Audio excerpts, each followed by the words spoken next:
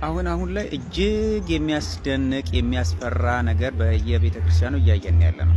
ንስሐ አባት ለመሆን $100 ክፈሉ የሚላችሁ ካህን ሌባ መሆኑን ንገሩት።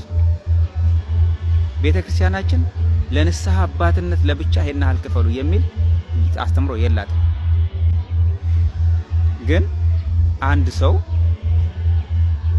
ኦርቶዶክስ ሲሆን የአባልነት ክፍያ የሚከፍለው አለ። ለንስሐ አባት ተብሎ ግን የሚከፍለው ክፍያ የለም። ስለዚህ ንስሐ አባት ለመሆን አንድ ንስሐ ልጅ ብር መክፈል አለበት የሚል አስተምሮ መስማታችን እዚህ ደረጃ ለመድረሳችን በእውነት የሚያሳፍር ነው። በጣም የሚያሳፍር ነው። እንዲህ አይነት አባቶችን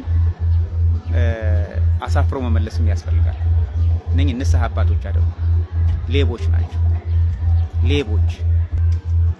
አንድ ንስሐ ልጅ ካህን አባት ጋር ሄዶ አባቴ ንስሐ አባት እንዲሆኑኝ እፈልጋለሁ፣ እኔም ንስሐ ልጅ መሆን እፈልጋለሁ ብሎ ሲመጣ ለንስሐ አባትነት $100፣ $200፣ $300 እየቆ አባቶች አሉ። እንዲህ አይነቶችን አንድ ደብር ብቻ አይደለም ብዙ ደብር ላይ እያየን ያለን። የሆነ ደብር ላይ ስሙን አልጠራም፣ አንድ አባት ወጥ የሆነ $100 የሚቀበላል። ይሄ ንስሐ አባት ለመሆን ብቻ $100 እየተቀበለ $200 እየተቀበለ ይሄን ያህል ዶላር እየተቀበሉ ንስሐ አባት ለመሆን የትኛው የቤተክርስቲያን አስተምሮ ነው ይሄን ያደረገው የሚለው? የትኛው የቤተክርስቲያን አስተምሮ ነው ንስሐ አባት ለመሆን ገንዘብ ተቀበሉ የሚል? ይሄ እኮ የመንፈስ ቅዱስን ስጦታ መሸጥ ነው። በነፃ የተቀበልነውን የእግዚአብሔርን መንፈስ ቅዱስ ስጦታ በነፃ ነው መስጠት ያለው። በነፃ የተቀበላችሁትን በነፃ ስጡ ነው የተባለው።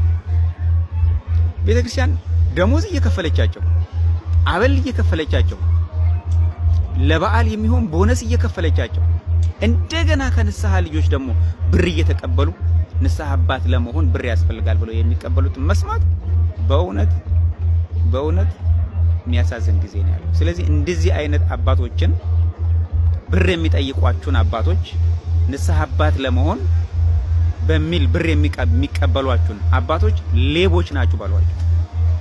አንዳንዱ ደግሞ በቆረብን ሰዓት የሚቀበሉ አሉ።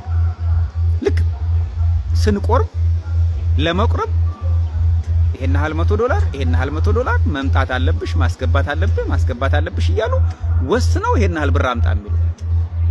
አንድ ሰው ለመቁረብ የራሱ መጽዋዕት ማድረግ ይችላል። ያለውን ነው። ከሌለው ራሱ እኮ እንደው እምነቱን ማስገባት ይችላል። የግድ አይደለም። 1 ዲናር ያለው 1 ዲናር መስጠት ይችላል። እንዴት ነው ተወስኖ $300 ማስገባት አለበት፣ $400 ማስገባት አለበት፣ $1 ማምጣት $100 ማምጣት አለበት? እንዴት እንደዚህ ይባላል? ይሄ እኮ ሌብነት እኮ ነው። ዘመናዊ ሌብነት፣ በመንፈሳዊነት የተደበቀ ሌብነት። ስለዚህ ይሄንን እኔ እንደዚህ አይነት አባቶችን ሌባ መሆናቸውን እየነገራችሁ ብታሳፍሯቸው ጥሩ ነው።